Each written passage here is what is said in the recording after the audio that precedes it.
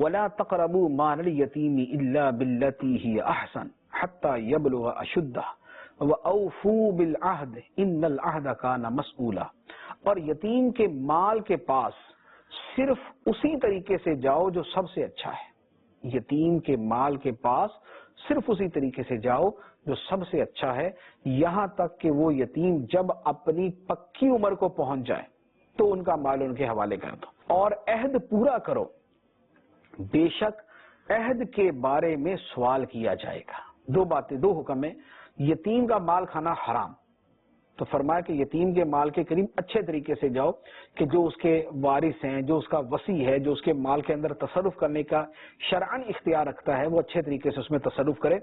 اور اس کے مال کی دیکھ بھال کرے حتیٰ کہ یتیم بالغ ہو جائے، اور بالغ ہونے کے بعد بھی سمجھ بوجھ کی عمر اس کو حاصل ہو جائے کہ اپنے مال کو صحیح طریقے سے وہ چلا سکے۔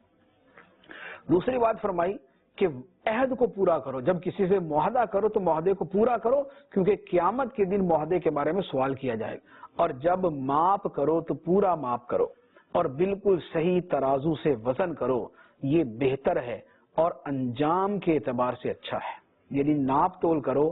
خواہ وہ لیٹر کی صورت میں ہے، خواہ وہ میٹر کی صورت میں ہے، خواہ وہ کلو کی صورت میں ہے، ناپ تول جو بھی کرو پورا کیا کرو۔ سامان بیچنا ہے،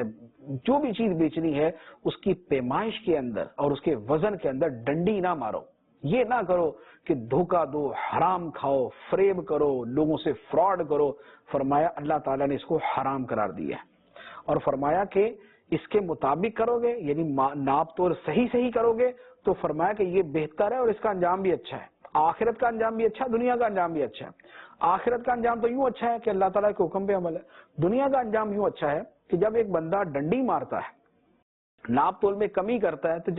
جب خریدار کو پتا چل جائے کہ یہ ناپ تول میں ڈنڈی مارتا ہے، دوبارہ اس کے پاس نہیں آئے گا کبھی بھی، اور اگر صحیح ناپ تول کر کے دے گا تو خریدنے والا بار بار اس کے پاس آئے گا۔ تو انجام دنیا کا بھی اچھا ہے، آخرت کا بھی اچھا ہے۔ اللہ تعالیٰ ہمارے لوگوں کو عقل اور ہدایت عطا فرمائے۔